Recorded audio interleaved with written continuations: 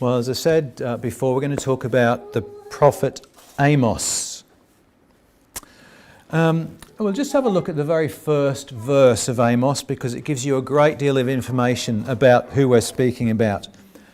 Amos, the name Amos means burden. Burden. A weight to be carried. That's right. Which gives you some sense of the importance, I think, of the message that he had to bring. Notice it says he was among the sheep breeders. And there's reference to that in the chapter that we read earlier as well, the sheep breeders. It also places him in history. So he is working during the reign of Jeroboam, the king of Israel, and also it mentions Uzziah, king of Judah. And finally, notice that it mentions an earthquake 2 years before the earthquake. So because of that, we're able to locate Amos in time fairly precisely. But the other thing to notice is where he comes from, the sheep breeders of Tekoa. Now, we've talked before about the way that the nation of Israel, the whole nation, was divided into two parts, the northern kingdom of Israel and the southern kingdom of Judah. And that took place after Solomon's reign. So Solomon's son, Rehoboam, reigned in the southern kingdom of Judah, and there was this revolt against him, and a man called Jeroboam established the northern kingdom. Now, this is not the same Jeroboam we're talking about. We're talking about Jeroboam II, so it's later in the history of the two countries. But Tekoa, this town that Amos is said to come from, is actually south of Jerusalem. It's in Judah. So Amos is a member of is part of the nation of Judah, and yet he is prophesying to the northern nation of Israel. And that plays an important part in what we've read today. Now, Tekoa, that name Tekoa, means to blow the trumpet, for example, or to blast a trumpet. It also means to thrust, as you might thrust a knife if you were attacking someone. It means to strike, as you might strike a tent peg, for example, and it also then means to pitch a tent in the same way. Okay, so to blow, to blast, to thrust, to strike, and to pitch. All of those ideas are contained in this word Tekoa, this name. And it's interesting in the prophecy of Jeremiah, at the beginning of chapter 6, there's these words, "O you children of Benjamin, gather yourselves to flee from the midst of Jerusalem." And then it says, "Blow the trumpet in Tekoa." And it's that play on words, blow the trumpet, and then the name Tekoa, which is that town south of Jerusalem in Judah. So all of these ideas, the blow, the blast, the thrust, the strike, are encapsulated in that name Tekoa.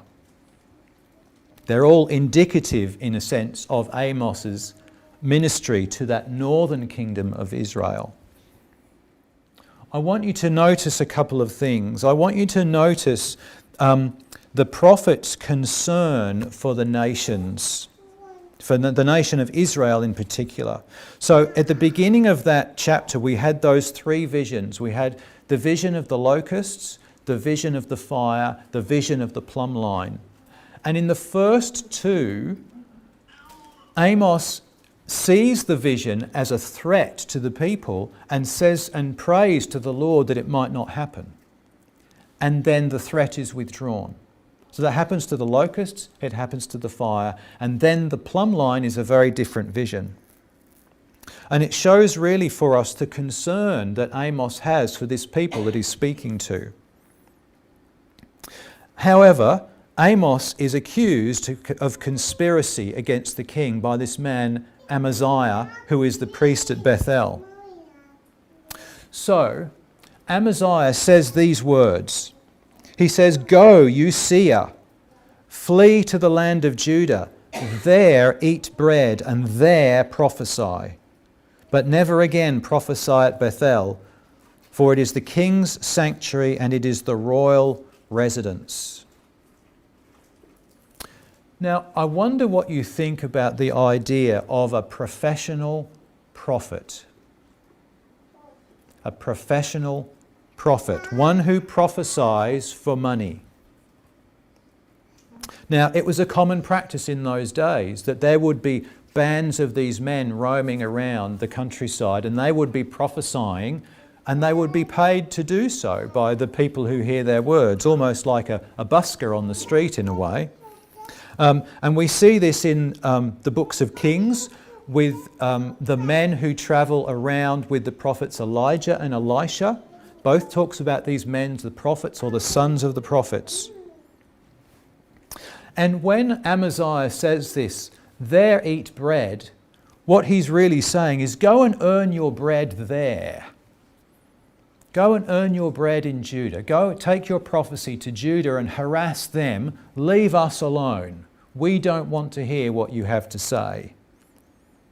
And the implication really, I think, that Amaziah is making is that Amos has been paid to stir up trouble. He's been paid to stir up trouble. And he's not the first prophet to be accused of this, of course. Elijah was called a troubler of Israel by, again, the king of that northern kingdom, King Ahab. Troubler of Israel for what he was saying. Now, Amos's reply. He says, I was no prophet, nor was I a son of a prophet, but I was a sheepbreeder and a tender of sycamore fruit. Then the Lord took me as I followed the flock, and the Lord said to me, go prophesy to my people Israel. You see, Amos is an ordinary man with no special education. He's got no agenda. He's got no axe to grind. And he's got no need to shock an audience to hold their attention. He doesn't need any of those things. He's got another job, a sheep breeder and a tender of sycamore fruit. But what's really interesting, if we look at the teachings of the church about those two tasks that he does professionally, the sheep breeder, the tender of sycamore fruit.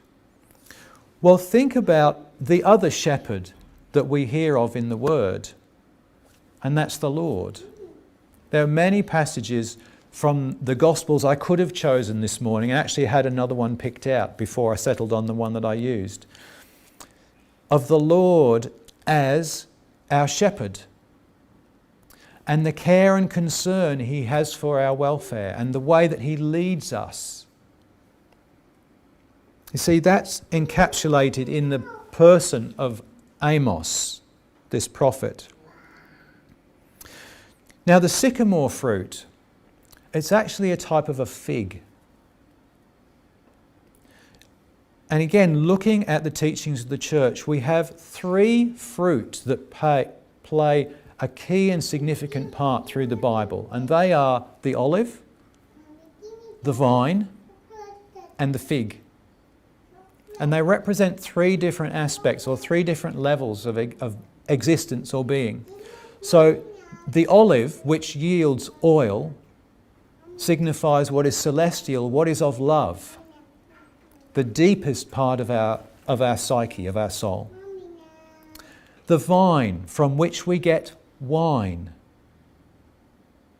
represents the spiritual truth. And the fig represents natural goodness. The really interesting thing about the fig in particular, I don't know whether you've noticed it, if you ever try and buy them, is how quickly they go off. Very quickly they go off. They do not last very long at all. And so they represent that natural goodness, a sweetness to them, but they don't last very long. Certainly not the way that oil and wine lasts for years. So we have there a picture of natural goodness, doing natural charity, dealing fairly and honestly with other people around about us. That is that level of life. That's the gatherer of sycamore fruit that Amos is. So it's a picture of this man who has fairly simple concerns. His concern is for the welfare of those he tends. His concern is doing what is right in the natural world, and yet even he can see the rot that is at the heart of Israel. He can see the problem in a way that those embedded in the culture cannot and will not see it. There's a lovely passage in chapter 5 which I'll just read for you because it encapsulates all of this. Chapter 5 verse 12 to 15. For I know your manifold transgressions and your mighty sins, afflicting the just and taking bribes, diverting the poor from justice at the gate. Therefore the prudent keep silent at that time, for it is an evil time. And then he goes on and says this, seek good and not evil, that you may live. So the Lord God of hosts will be with you, as you have spoken. Hate evil, love good, establish justice in the gate. It may be that the Lord God of hosts will be gracious to the remnant of Joseph. So Amos, because of his ordinary status, the comments that he makes to Israel are not so easily dismissed. They're actually to be taken far more seriously. Because Amos, as I said before, he has no agenda. He's got no reason to speak other than the fact that the Lord has stimulated him to do so. So there's two lessons I really want to draw from Amos, and this is the first one. I think that we forget the importance and power of the ordinary person in the church. We tend, don't we, to leave religious matters to the professionals. We tend to leave it to those we feel are more qualified than ourselves to carry them out. But I have to say that if you do that, what happens is that the life drains out of the organisation. The ordinary person is so important to the life and work of the church. If you look through the sweep of history, it's the professionals who have taken the church to the situation and the position that it is in today.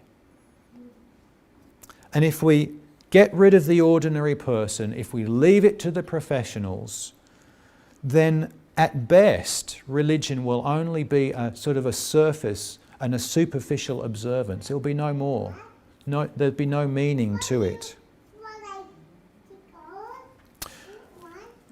Let's go on now to the Lord's words that Amos reports at the end of this chapter. Now therefore hear the word of the Lord.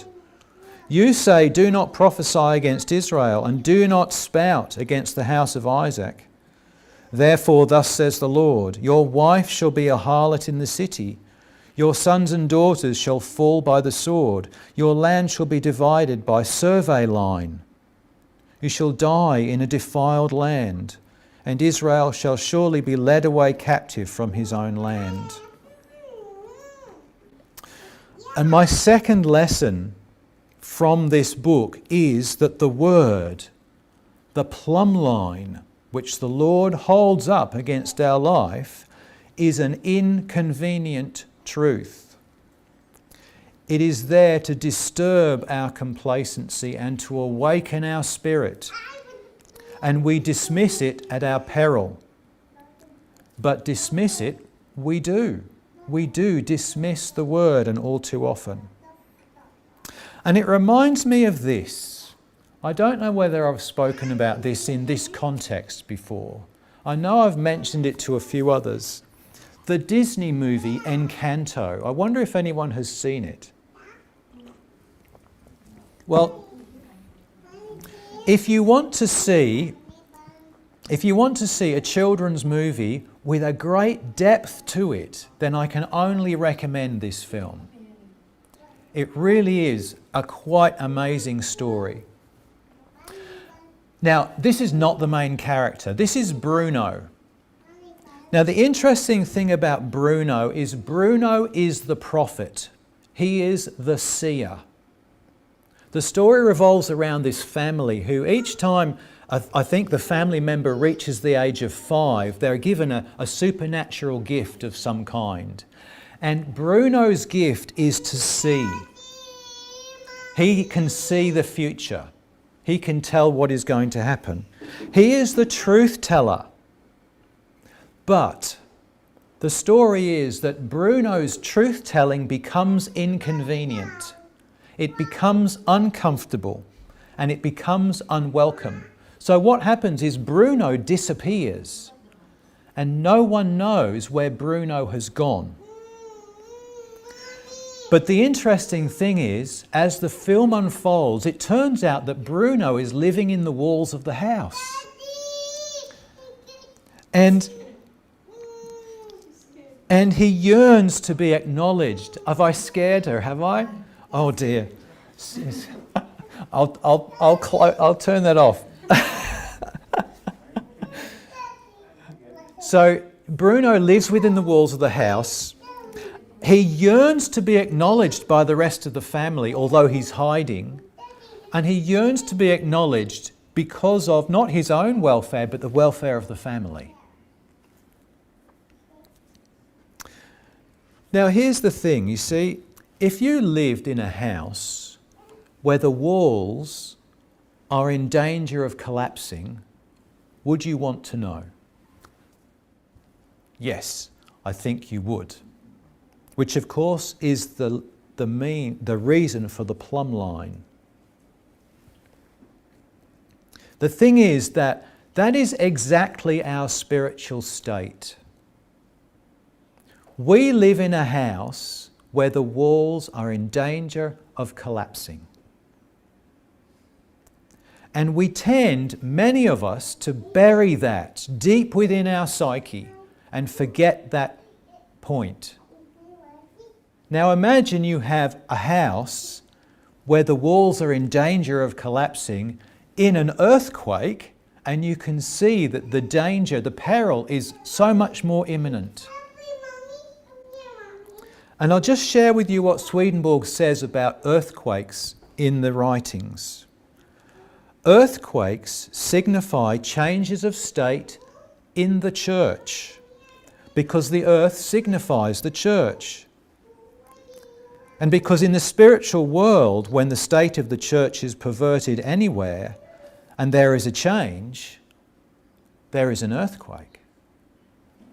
You see, the word is rarely welcomed in our lives because it tells us things about ourselves we would prefer not to know.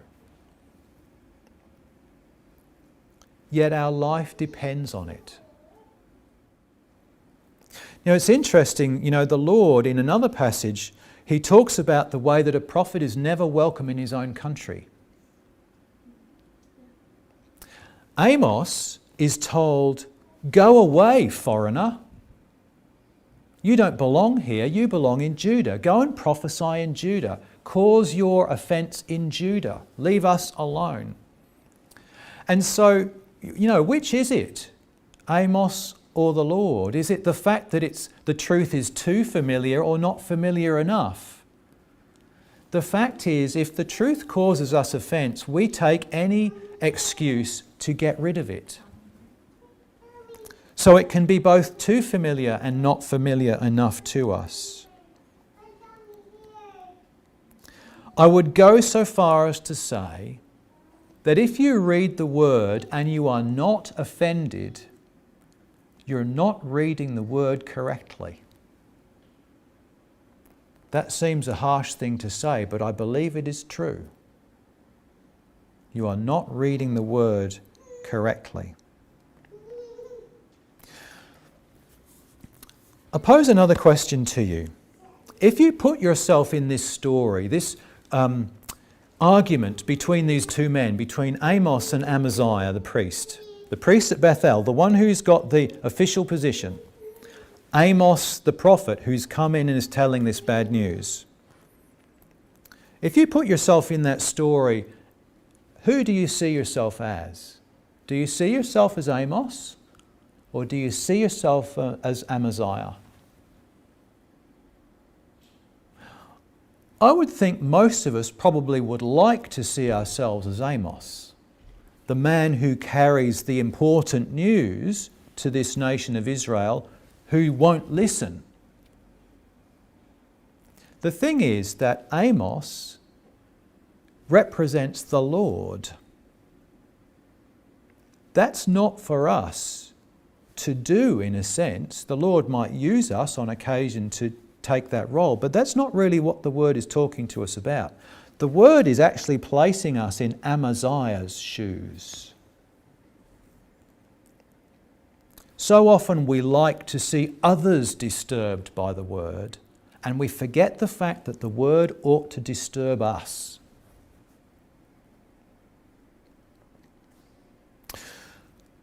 So I'm going to ask you over the next week just to reflect on, what is it that the word says that you do not want to know?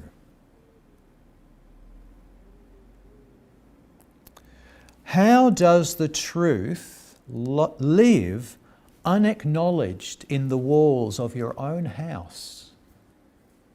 And how could you benefit from bringing that truth out and examining it carefully? And I want to widen it a little bit as well, in terms of our listening to others. M. Scott Peck, in his book, The Different Drum, which is all about community, he tells the story of a little monastery which has fallen on hard times. And there's only a handful of monks left in this monastery. And the head abbot goes to his friend the rabbi and asks him what to do about this situation, because they're in danger of closing their doors. There are so few of them. And the rabbi says, "One of you is the Messiah. One of you is the Messiah." And it radically alters the way that these men look at one another, because they think, well, surely he's not the Messiah. He's so strange, he does things in such odd ways, or he's so argumentative and, he couldn't possibly be the Messiah. It transforms that relationship they have with one another, and they start listening to one another.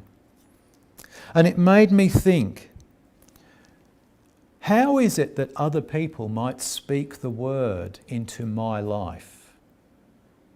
And if someone was speaking the word into my life, would I listen to it? So a useful task that you might pursue in the next week is to consider those times when you refuse to listen. How do you react? Why do you react that way? Is there an essential truth there that deep down you know to be real and you know to be important, and yet consciously you hold it off because of you fear its consequences?